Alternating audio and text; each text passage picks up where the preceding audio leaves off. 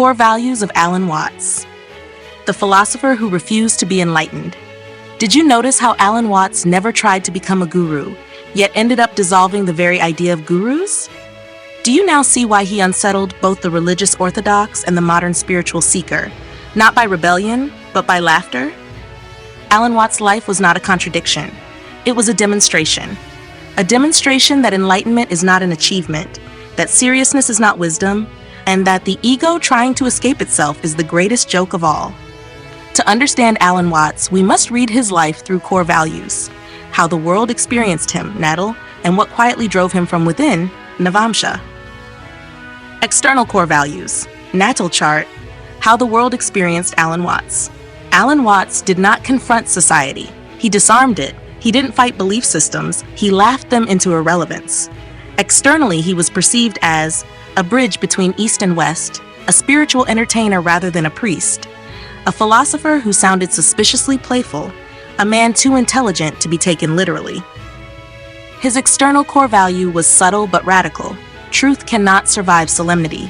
That alone made him incompatible with organized religion, dogmatic spirituality, moral absolutism, spiritual authority structures. Sun in Virgo, external status through deconstruction. Alan Watts, external status came from precision, not proclamation. Virgo Sun does not build temples. It dismantles unnecessary ones. The world recognized him because he could translate Zen without mysticism, explain Vedanta without superstition, deconstruct Christianity without hatred. Virgo Sun authority is earned by clarifying complexity. Watts became respected not as a prophet, but as the man who could calmly say, "You are taking this far too seriously." His power lay in demystification. Moon with Mars, emotional energy, felt by the world. Emotionally, Alan Watts felt alive, not serene. There was restlessness in him, a kinetic emotional current. The public sensed passion behind the playfulness, fire beneath the philosophy, a man not fully at peace with form.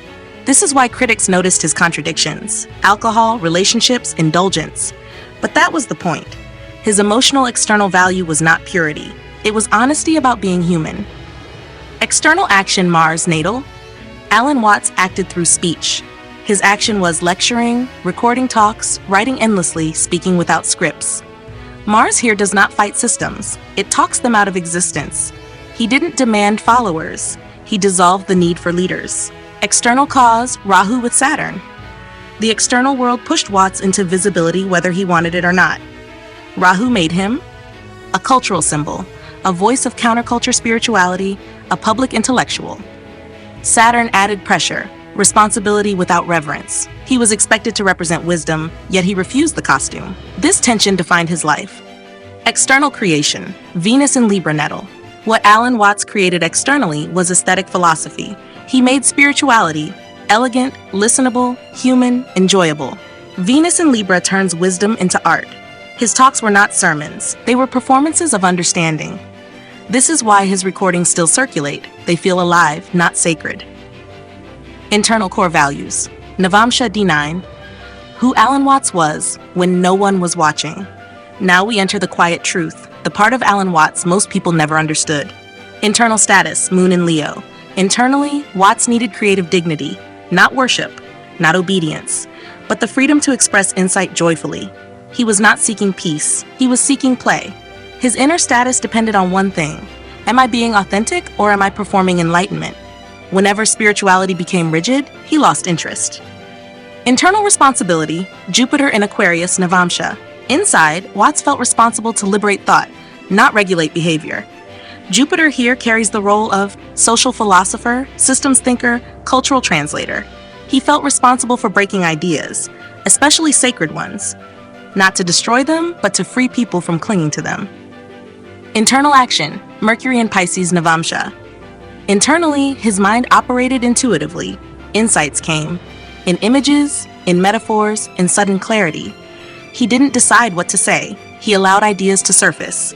This is why his speech feels timeless. It didn't come from logic. It came from direct perception. Internal cause, K2 with Moon.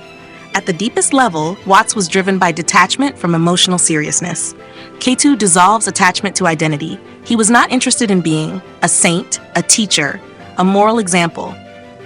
He wanted to dissolve the illusion that anyone is separate from the dance of life. This is why he mocked enlightenment itself. Internal creation, Venus in Scorpio, Navamsha. Internally, what he valued was transformational intimacy with truth, not polite spirituality, not surface harmony. He loved ideas that unsettled, truths that undressed the ego, laughter that collapsed identity. Venus here loves depth, not comfort. The Natal Navamsha alignment. Why Alan Watts could never be taken literally externally, Alan Watts looked indulgent, playful, even irresponsible. Internally, he was deeply aligned, detached, and precise. The world saw a philosopher who drank, a mystic who joked, a teacher who refused authority. Inside lived a sharp observer, a non-attached witness, a man uninterested in being remembered correctly. Alan Watts was not here to be followed. He was here to short-circuit seriousness. Final core value truth. Alan Watts leaves us with an unsettling realization. Externally, wisdom looks unserious. Internally, wisdom has no need to prove itself. He did not offer enlightenment. He exposed the absurdity of chasing it. He did not reject spirituality. He laughed at the ego pretending to own it. Do you now understand why Alan Watts still echoes? Because he reminds us of a truth the mind resists. You are already what you are seeking, and the search itself is the joke.